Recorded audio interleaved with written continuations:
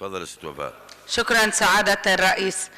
الحقيقة أنا برأيي أهم نقطتين يجب التركيز عليهم في ملف الملكية الذي يدمي قلب كل الأردنيين.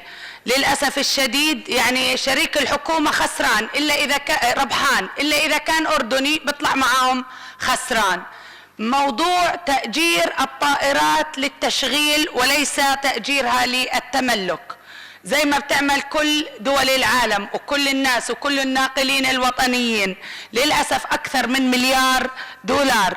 والسؤال اللي بطرح نفسه والأكثر أهمية، مين أصحاب الشركات اللي احنا وقعنا معاهم عقود وتلزيمات بالتأجير وشركاتهم هاي وين مسجلة؟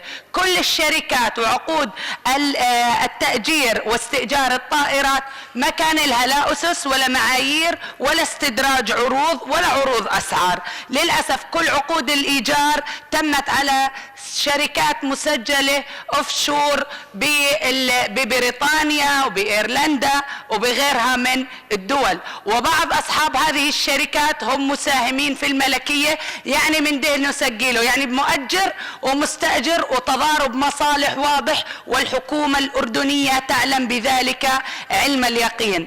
اللي صار واللي شرحه معالي الوزير بالكتاب رقم والقرار الحكومي رقم 9361 أخطر بكثير مما يقول، ومن الطريقة اللي تم سرد الموضوع فيها.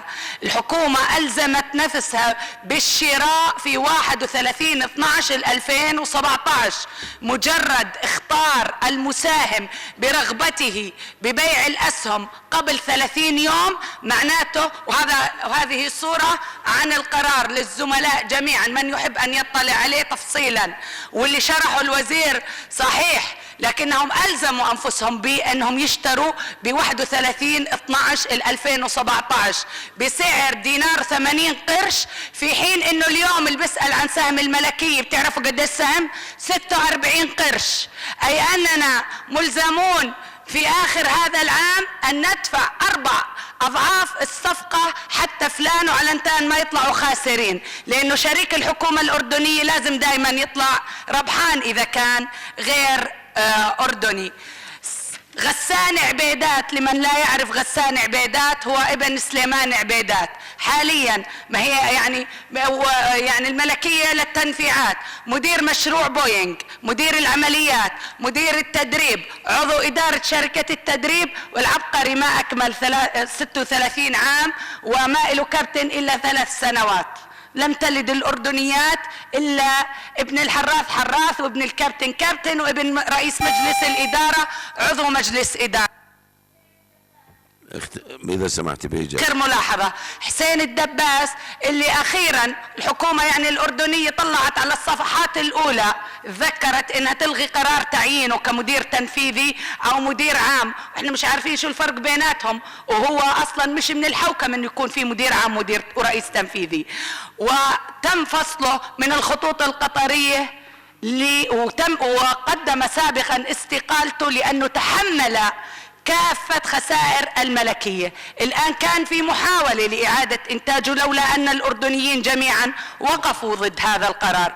مع الأسف أنا بطالب بأنه يكون في لجنة تحقيق سعادة الرئيس بالموضوع، وما بدنا نحوله على مكافحة الفساد لأنه الملف من سنوات نائم في مكافحة الفساد، يا بنحوله على النائب العام وأنا لا أعتقد أنه ذلك مسموح لنا مباشرة، يا إما بنعمل لجنة تحقيق داخلية بالموضوع، لأنه لازم يكون في حل قبل 31/12 وقبل ما يدفعوا الأردنيين ملايين الدنانير لهذا الشريك. شكرا. تفضل زميل عبد الله، والله تفضل تصحيح الواقع، إذا مش نقطة نظام راح نفصل عنك. أوكي افصل عني، بس ورد على لسان زميلتي العزيزة المحترمة أم عمر وفاء بني مصطفى بأنه سليمان عبيدات عين ابن مدير، بس للمعلومة سعادة الرئيس بأنه ابن سليمان عبيدات الكابتن غسان موجود في الملكية قبل 5 ل 7 سنوات من قدوم والده. شكرا. هذا مش موضوعنا زميلي وفاء، مش موضوعنا، ما ذكرت اسمه. تفضل يلا تفضل يا زميلي، تفضل يا وفاء. كل الشكر والتقدير سعادتك. المسألة ليست تتعلق بعشيرة ونحن نحترم كل العشائر. صحيح. أنا بتكلم عن وثائق وعن دلائل، ولدي ما يثبت بأنه غسان عبيدات معين في 4 مناصب وهو كابتن فقط من 3 سنوات. أنا لم أقل أنه تعين من 3 سنوات، كلامي كان جدا دقيق وقلت عمره 36 سنة، ولدي ما يثبت ما كل كلمة ادعيت بها. شكرا زميلة، شكرا.